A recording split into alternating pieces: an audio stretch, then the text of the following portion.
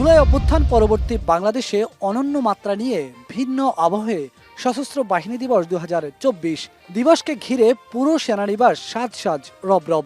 অন্তর্বর্তী সরকারের প্রধান উপদেষ্টা ডক্টর মোহাম্মদ ইউনূস যখন সেনাকুঞ্জে উপস্থিত হন তার আগে থেকেই সেখানে অতিথির আসনে ছিলেন বিএনপির চেয়ারপারসন বেগম খালেদা জিয়া। সাবেক প্রধানমন্ত্রীর সাথে কুশল বিনিময়ের পর মূল মঞ্চে ওঠেন অন্তর্বর্তী সরকার প্রধান।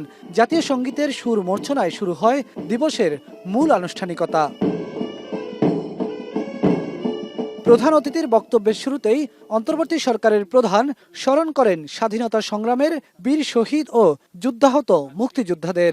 জুলাই অভ্যুত্থানে যে তরুণদের প্রাণের বিনিময়ে দেশ পুনর্গঠনে নতুন সুযোগ এসেছে তাদেরও কৃতজ্ঞ চিত্তে স্মরণ করেন ডক্টর মোহাম্মদ ইউনূস। বলেন, 24-এর গণ অভ্যুত্থানে তরুণদের পাশে দাঁড়িয়ে সশস্ত্র বাহিনীর সদস্যরা যে অবদান রেখেছেন তা অবিস্মরণীয় হয়ে থাকবে ইতিহাসে।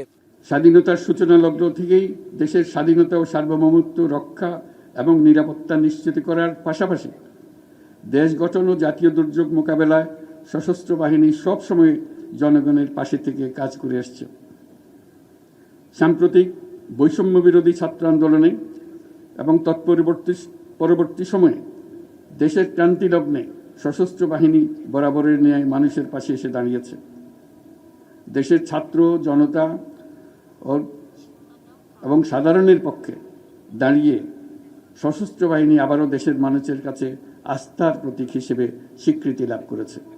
গণতন্ত্রের প্রতি অনুগত থেকে সশস্ত্র বাহিনী দেশ গঠনে কাজ করে যাবে বলে প্রত্যাশার কথাও জানান ডক্টর মোহাম্মদ ইউনূস। এই লক্ষ্যে উন্নত বিশ্বের সঙ্গে তাল মিলিয়ে আমাদের সেনা, নৌ ও বিমান বাহিনী পুনর্গঠন, সশস্ত্র বাহিনীর সদস্যদের উন্নত প্রশিক্ষণ ও বাহিনী সমূহকে আধুনিক প্রযুক্তির সংযুক্তির প্রয়াস অব্যাহত রয়েছে।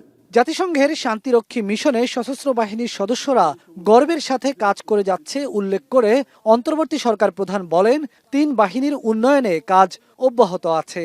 শান্তি ও নিরাপত্তা বজায় রাখার প্রচেষ্টায় বাংলাদেশ আজ একটি দায়িত্বশীল ও নির্ভরযোগ্য নাম। জাতিসংঘে আমাদের শান্তিরক্ষীরা 43টি দেশে 63টা ইউএন মিশন সফলতার সঙ্গে সম্পন্ন করেছে। বর্তমানে 12টি মিশনে আমাদের শান্তিরক্ষীরা নিয়োজিত আছে। এ সময় অনুষ্ঠানে আমন্ত্রিত বিভিন্ন রাষ্ট্রের অতিথিদের প্রতি সম্মান জানিয়ে মুক্তিযুদ্ধের সময় বাংলাদেশের পাশে থাকার জন্য তাদেরকে ধন্যবাদ জানান প্রধান উপদেষ্টা।